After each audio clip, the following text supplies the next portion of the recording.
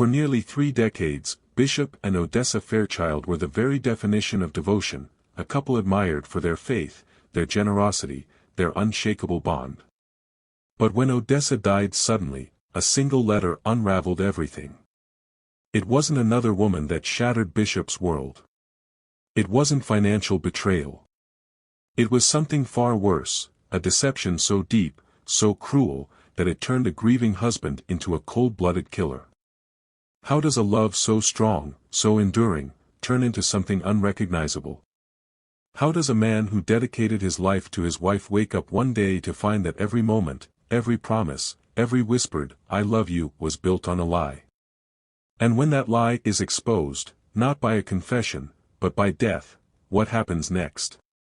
Before we unravel this shocking case of lies, fury, and murder, make sure to like this video and subscribe because the truth behind Odessa Fairchild's death is darker than anyone could have imagined. Bishop Fairchild was a man of unwavering conviction, a shepherd to his flock, a leader whose presence commanded both respect and reverence. Every Sunday, the church pews were filled with the faithful, hanging on to his every word as he spoke of devotion, of sacrifice, of the sacred foundation of marriage. To the community, he was not just a preacher, he was the moral compass of their small Mississippi town, a man whose faith was as unshakable as the ground beneath their feet. By his side, always, was Odessa. Where Bishop was fire and brimstone, she was warmth and light. A woman of quiet strength, Odessa embodied grace, soft-spoken yet wise, endlessly devoted to her husband and the church they had built together. She was the First Lady of New Hope Baptist, the woman who hosted charity drives, comforted the grieving, and whispered encouragement into the ears of those who needed it most. She had a way of making everyone feel seen, loved. Together, Bishop and Odessa were a force. A couple that had withstood the test of time, the storms of life. Their love was their foundation, their marriage an unbreakable covenant before God. But behind the image of perfection, Odessa carried a secret she had spent decades burying beneath layers of devotion and duty. And time was running out. Deshaun Parker had been a fixture in their lives for as long as Bishop could remember. A bright, promising young man, he was always around, holidays, Sunday dinners, moments of quiet conversation on the Fairchild's wraparound porch. There was an ease about him, a natural closeness to Odessa that Bishop had always found touching. Almost as if the boy had been raised under her watchful eye. But it made sense. Quincy Parker, Odessa's younger brother, had struggled for years. He and his wife, Denise, had taken Deshaun in as their own, but life had not always been kind to them. Quincy had fallen on hard times, financial troubles pulling him under, and Odessa had done what any loving sister would do. She had extended her hand, helping in ways both spoken and unspoken. Bishop had admired that about his wife, her ability to care for others, to nurture without question. So it never seemed strange, the way Odessa looked at Deshaun. The way she smoothed his collar, ran her fingers through his curls like a mother fussing over her child. If anything, it was endearing. Bishop had no sons of his own. God had not seen fit to bless him with children, and though he had long since accepted that his legacy would live on in the church rather than through blood, Deshaun had filled a space he hadn't realized was empty.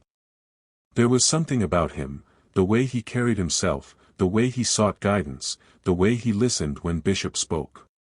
And Bishop had taken to him in return. Given him advice, encouraged his dreams, treated him as if he were his own blood. Never once suspecting how close to the truth he had come.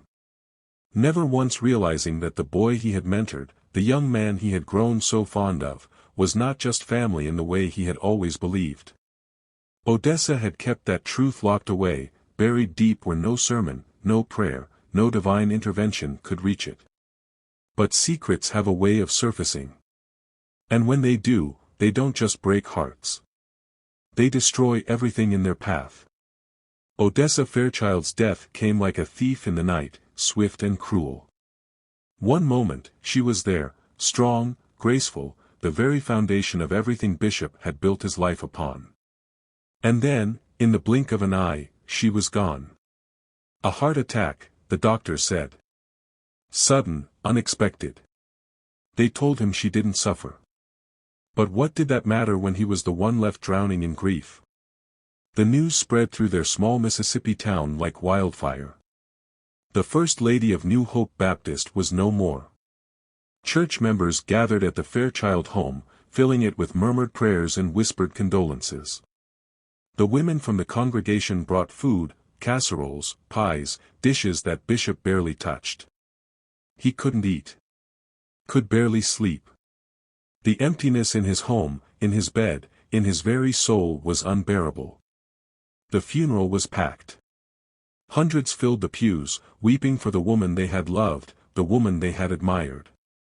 Bishop stood at the pulpit, the same place he had preached about faith and endurance, and spoke about his wife. His voice was steady, but his hands trembled as he clutched the wooden edges of the podium. She was my partner, my heart, he said, his voice thick with grief. There wasn't a day that passed where I didn't thank the Lord for bringing Odessa into my life. And now, I have to learn how to live without her. The choir hummed softly behind him, their voices wrapping around the church like a prayer. He looked out into the sea of faces, church members, friends, distant relatives. And Deshaun. The boy sat in the second row, his head bowed, his hands clasped together in his lap. He had been quiet through the whole service, barely speaking to anyone. Odessa had always been so fond of him. Maybe that was why Bishop had welcomed him into their home, into their lives, without question. He had trusted Odessa. Trusted her love, her kindness. That trust shattered the moment he stepped into the lawyer's office. The grief was still raw, still fresh, when Bishop sat across from the man handling Odessa's estate. He expected routine formalities. Some paperwork, some signatures, the slow, painful process of settling a life once so full. Instead, he was blindsided. According to Mrs. Fairchild's will, the lawyer said, sliding the papers across the desk, her estate, including the full sum of her life $3.5 million life insurance, is to be awarded to Deshaun Parker. For a moment, Bishop thought he had misheard. He sat still, the words sinking in, poisoning his grief with something else. Something darker. Deshaun Parker. The boy who had sat at his dinner table, who had called him sir, who had looked up to him like a father. His hands curled into fists against the armrests of the chair. That's impossible, Bishop said, his voice low, steady. Odessa wouldn't do this to me. The lawyer, however, remained unmoved. She was very clear in her wishes. Bishop could hear the blood rushing in his ears, his pulse hammering like a drumbeat of betrayal. Odessa had left him nothing. Nothing. The lawyer reached into a drawer, pulling out a sealed envelope. He slid it across the desk. She wanted you to read this. Bishop stared at it, hesitant, as if touching it would make everything inside real. He picked it up, peeled it open with shaking hands, and unfolded the letter written in Odessa's delicate, familiar script. He read the first line. Then the second. And then the world beneath him split apart. Deshaun wasn't her nephew. He was her son. Odessa's son. 25 years ago, before she had met him, she had given birth to a baby boy. The father Carl Parker's was a violent, controlling man, one she had desperately needed to escape. She had found refuge in Bishop, found love, found a new beginning. But fear had chained her to a lie. She had been terrified that telling the truth would drive Bishop away, that he wouldn't want a woman who came with a past, with baggage, with a child born of another man's blood. So she did what she had to do. She lied. Her brother, Quincy Parker, and his wife, Denise, had stepped in, had agreed to raise Deshaun as their own. It had been their secret, a hidden truth that Odessa had carried for over 2 decades. And now, when she was no longer here to explain, to justify, to beg for forgiveness, she had left it all in a letter. A letter and a will that cut Bishop out completely. His vision blurred, not from grief but from fury. She had built their marriage on deception. She had laid beside him at night, held his hand in prayer, vowed before God that their love was built on faith and truth, while knowing, all along, that a lie sat between them. The room felt suffocating. The walls were closing in. This wasn't just betrayal. It was humiliation. And Deshaun. Deshaun had known, hadn't he? Had known and said nothing. Had let Bishop love him like a son without ever speaking the truth. Bishop's hands shook as he crumpled the letter in his fist. Her brother, Quincy Parker, and his wife, Denise, had agreed to raise Deshaun as their own, allowing Odessa to keep up the illusion of a childless marriage. For over 2 decades, Bishop had been blind to the deception. And now, the woman he had loved so deeply had left everything, their home, their savings, their future, to the son she had never told him about. Bishop sat in the dark, gripping the smoldering iron in his hands. His breathing was slow, measured, but inside, his blood boiled like a pot left too long on the stove. The weight of Odessa's betrayal pressed on his chest like an iron fist, suffocating him. It wasn't just the lie, it was the years of deceit, the humiliation, the thought of her lying beside him in their marriage bed while keeping a secret that destroyed everything they had built. And Quincy. Quincy had been her accomplice. He had played the role of a devoted brother, had smiled in Bishop's face, shaken his hand, bowed his head in prayer with him, all while hiding the truth. Denise, too. That woman had sat in his congregation, listening to his sermons about righteousness, while knowing she was a part of this grand deception. Bishop gritted his teeth, his grip tightening around the iron. The house was silent now. The walls had witnessed his wrath, absorbed the echoes of screams that had died too soon. Quincy had been the first to go. Bishop had knocked on the door, standing firm in the shadows of the porch, his other hand gripping the handle of a hunting knife hidden beneath his coat. When Quincy opened the door, sleep still in his eyes, confusion flickering across his face, Bishop didn't give him the chance to speak. The knife was swift, cutting through flesh and muscle in one clean stroke. The warm spray of blood hit Bishop's face as Quincy staggered back, clutching at his throat, his fingers slipping through the crimson gushing from the open wound. His eyes were wide, his mouth gasping, but no words came, only wet, gurgling sounds as he choked on his own life. He collapsed against the doorframe, his body twitching, his legs kicking weakly against the floor before finally going still. Denise's scream pierced the night. Bishop turned just in time to see her darting toward the kitchen. He followed, his boots thudding against the hardwood. She was fast, but not fast enough. Just as her fingers closed around the handle of a knife, he grabbed her by the hair and yanked her back. Her feet left the ground as he slammed her head into the counter with a sickening crack. She shrieked, clawing at his arm, but he didn't stop. Again. And again. The counter was slick with blood, her skull splitting beneath the repeated impact. Her body convulsed once, twice, then slumped forward. But it wasn't enough. Bishop straddled her lifeless form, his breath heavy, his hands shaking from the rage burning inside him. He raised the knife and plunged it into her chest. Once. Twice. Over and over, until the blade scraped against bone.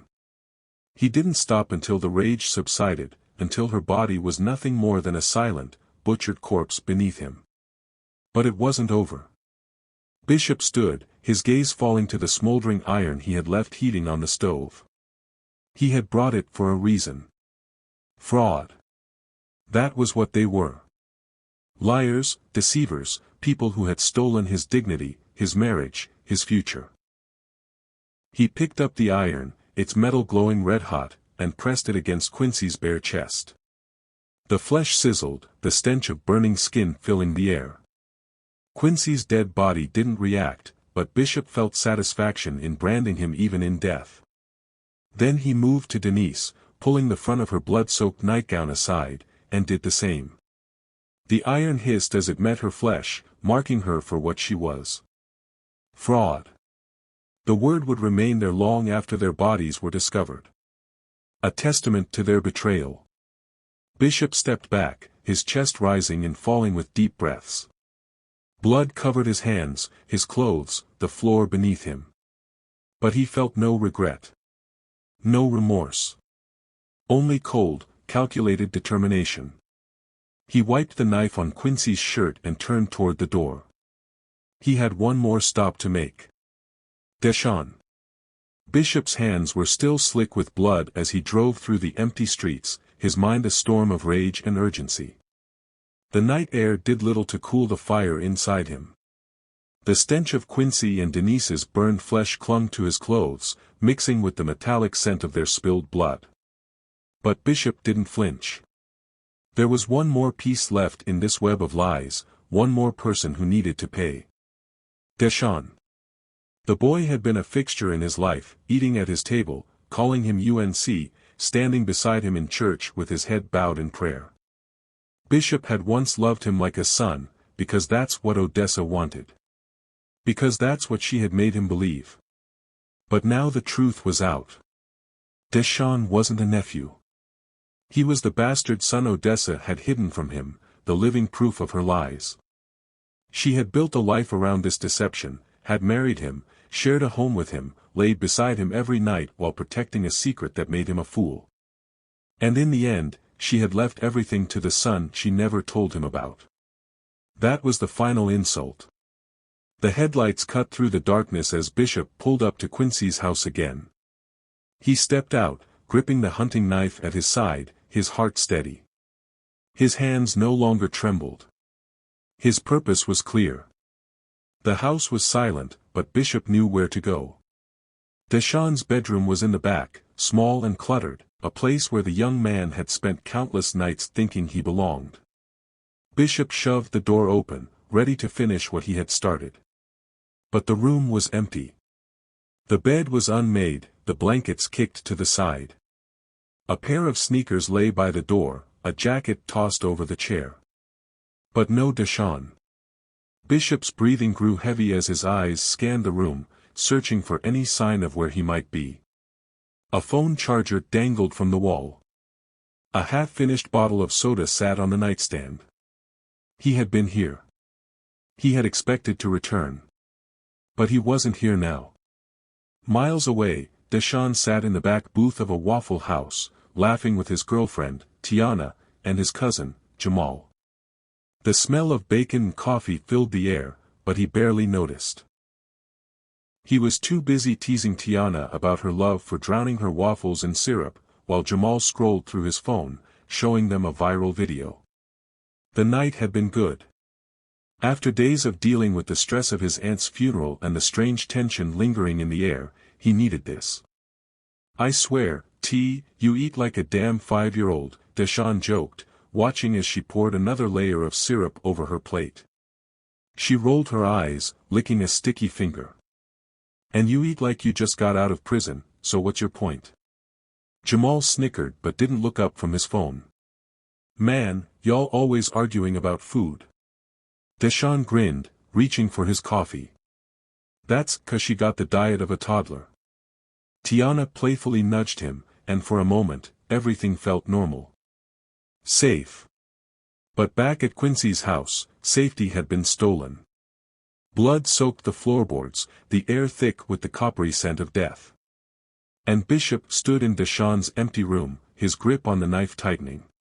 His pulse thundered in his ears as he stood in the silence of that empty space, the weight of what he had done pressing down on him. Quincy and Denise were lying in pools of their own blood. Their chests were still warm with the brand of his wrath.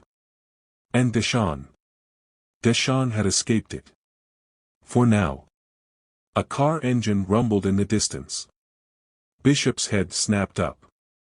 He didn't know where Deshawn was, but he knew it wouldn't be long before someone discovered the bodies. The thought sent a fresh wave of rage crashing through him, but there was nothing he could do about it now. He turned on his heel and strode out of the house, leaving the scent of death behind him. He had to disappear before the world realized what he had done. But the truth always has a way of coming to light. They found Bishop Fairchild in a dimly lit motel room, sitting in a wooden chair beside the window, staring into the night. His hands, his clothes, even the motel sheets were stained with dried blood. He rocked back and forth, whispering Odessa's name, his voice a hollow echo of the man he had once been. When the officers entered, weapons drawn, Bishop didn't move. He didn't fight. He didn't plead. The only thing he asked was, "Did the boy come home?" One of the officers hesitated before nodding. "Yeah. Deshawn's alive." Bishop let out a long, shaky breath. It wasn't relief. It wasn't regret. It was something else entirely, acceptance. He bowed his head as the cold steel of the handcuffs snapped around his wrists. The blood-soaked pastor was finally in the hands of the law. News of his arrest spread like wildfire. Breaking news: beloved pastor arrested for double murder. The media swarmed the courthouse, reporters dissecting every moment, every detail of the case. Overnight, Bishop Fairchild went from a respected man of God to a national spectacle. The world wanted answers. His own congregation was split in two. Some refused to believe it. No, not Bishop Fairchild. This gotta be a mistake. That man was a saint. Others felt betrayed, sickened by the truth. He preached about love and faith, and now look at him, sitting in jail like a monster. His church, once filled with worshippers hanging on to his every word, became a ghost town. Parishioners stopped showing up. Donations dried out. The very foundation of his ministry crumbled beneath the weight of his sins. For Deshawn, the nightmare had only begun. He had barely processed his aunt's funeral when the police called him in for questioning. At first, he thought it was just protocol. Maybe they needed a statement. But when he walked into the station and saw his cousin, Jamal, sitting there with his head in his hands, his heart sank. "Deshawn." Jamal's voice was hoarse, barely a whisper. His eyes were red, swollen. Something was wrong. The detective didn't sugarcoat it. "Your parents were murdered last night." Deshawn's knees buckled. His breath hitched. It felt like the air had been punched out of his lungs. No. No, that couldn't be right. He had just been with them. They were fine. Alive. Laughing. And now they were gone. The detective kept talking, but the words blurred. Double homicide. Forced entry. Multiple stab wounds. The word branded made his stomach turn. Then came the final blow. The suspect is Bishop Fairchild. The room spun. His uncle. The man who had always treated him like a son. The man he had looked up to. His own flesh and blood had killed his family. The trial was a media frenzy. Reporters camped outside the courthouse, shoving microphones in front of anyone remotely connected to the case. Some defended Bishop, claiming Odessa's betrayal had broken him. Others called him a hypocrite, a wolf in sheep's clothing. Inside the courtroom, Deshawn sat stiffly, his body numb. Tiana, his girlfriend, held his hand, rubbing small circles into his palm, but it didn't help. Nothing could help. His cousin Jamal sat beside him, silent tears streaming down his face, his entire body shaking with grief. Bishop sat across the room, shackled, his once proud posture diminished. His lawyers argued temporary insanity, that Odessa's decades of deception had driven him over the edge. But the prosecution saw it differently. This was not a crime of passion. This was premeditated, cold-blooded revenge. They showed photos of the crime scene, the blood, the wounds, the words burned into Quincy and Denise's chests. Fraud. The jury didn't need long. 5 hours of deliberation. Guilty of first-degree murder. The sentence, 45 years in a maximum security correctional center. The once revered Bishop Fairchild would spend the rest of his days behind bars. For Deshawn, there was no victory. No relief. He was 25 years old, suddenly an orphan, but not in the way he had ever imagined. His parents were dead. His uncle was a murderer. And his aunt, the woman he had loved like a mother, had been his actual mother all along. The truth unraveled like a sick joke. Odessa hadn't just left him an inheritance. She had left him a blood-soaked legacy. $3.5 million. That was what his mother had secured for him. But at what cost? He couldn't spend a dime of it without remembering where it came from. On top of it all, Jamal was now his responsibility. His cousin, his blood, had no one else. Deshaun couldn't abandon him, not after everything. So there he was, sitting in a car outside the correctional center, watching through the fence as Bishop Fairchild disappeared into his new home. The man who had once led thousands in prayer now walked alone, shackled, forgotten. Deshaun inhaled deeply, gripping the steering wheel. His life would never be the same. This case is a haunting reminder of how deeply buried secrets can destroy lives. A lifetime of deception unraveled in mere moments, leaving behind nothing but blood, grief, and unanswered questions. If Odessa had spoken her truth earlier, could this tragedy have been avoided? Or was the damage inevitable the moment she chose deception over honesty? A respected pastor became a murderer. A loving son became an orphan. A family was torn apart, not by fate, but by choices made long before the first drop of blood was spilled. In the end, there were no winners, only shattered lives and a painful lesson on the cost of secrecy. Who do you blame in this story, the woman who kept the secret, the man who couldn't forgive, or fate itself? Tell us your thoughts in the comments. For more shocking crime stories, subscribe and turn on the notification to never miss an update on the dark side of human nature.